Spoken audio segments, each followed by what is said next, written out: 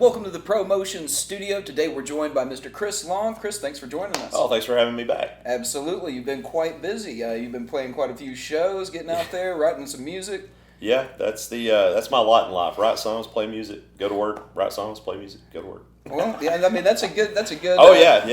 That's a good regiment to have. There's nothing wrong with that. No, oh wait, I'm sorry, I forgot to put family in there. So, go to work, family. And I'm joking. No, it's but yeah, it's busy. It's just staying out there playing. That's right on. the best thing in the world to do, I guess. Lucky to do it right now, particularly. Amen to that, because it's there for a while. I didn't know we were going to get to, and now it's opening back up a little bit. But we're just one bad day away from. Yeah, exactly. Again, so. I mean, but you're playing at least a couple days a week, so that's good. Yeah, getting out there 3-4 shows a week now. That's great. Had 2 and 3 shows a day, and that's I'm getting a little old for that, but I'll still do it. And you say you've been writing a lot. Took some time to get quite a few songs pinned down. Ain't taken the time to record them quite yet. Yeah, I've got I have like 5 albums sitting on the shelf that I could record.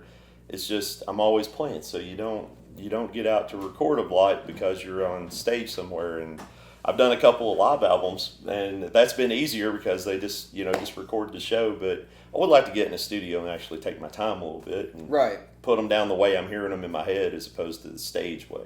There's always a difference. Oh yeah, absolutely. And yeah, so you're a prolific writer. How many songs do you think you've written like since the beginning of the year? Since the beginning of this year.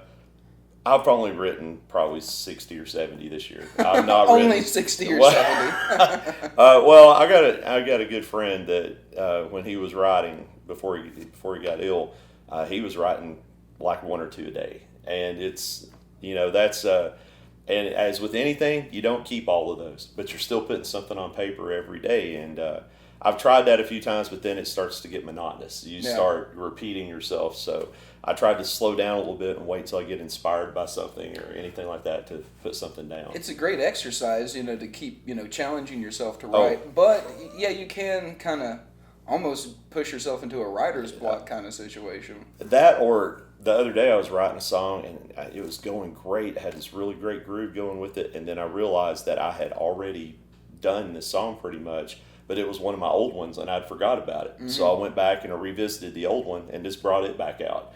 Because I'm like, well, there's the song. I changed a few words here and there, but I ended up resurrecting a song I didn't even... I was rewriting that song. Yeah, this sounds really familiar. There must be a reason I like this so much. Yeah, that was exactly... Because I got to the part I was going to the bridge, and I'm like, well, where do I go? And I started doing the bridge, and I'm like, wait a minute. And then I flipped back, and I'm like, oh my gosh, I'd already written this song. So, but, where I'm a school teacher too, my brain's going 1,000 different directions at once, and when stuff like that happens a lot, and you get, it confuses me sometimes because I'll be writing a song and I'm like, wait a minute, I just put feudal Japanese history in a song. I don't need to do that, and then I just have to walk away and go watch TV or something for a minute and get out of it.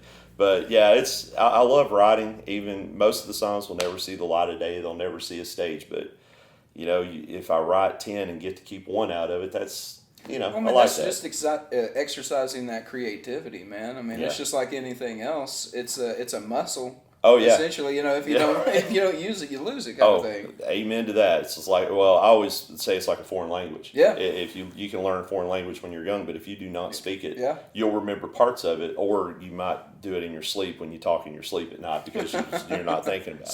Subconsciously, because my wife will get me for talking in German in my sleep sometimes, but it's a weird. That you're right. If you don't use it, it's easy to lose. Yeah.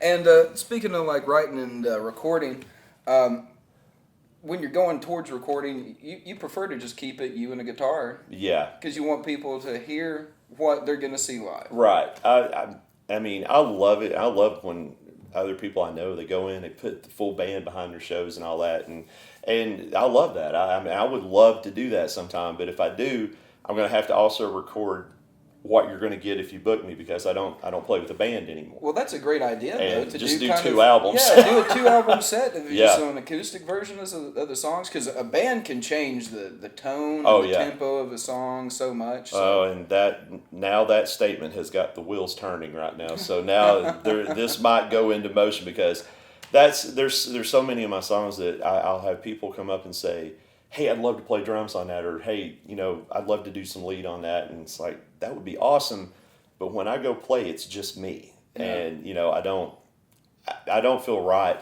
going up to a business and saying, hey, book me, here's my album or here's my stuff, listen to it, and it sounds great because it's got everything behind it, and then I show up with an acoustic and I'm playing them raw. Absolutely. But I think that is a pretty good idea to do two albums. And then you can also kind of be like, I do an acoustic show, but I can also put this together. And honestly, that would make it more radio friendly and stuff like that too, because you don't hear. I mean, I guess there's some songwriter stations out there and stuff where you hear just a person with a guitar, and I'm not James Taylor or somebody like that can pull it off. But for what I do, my style of music, you really don't hear just an acoustic type person.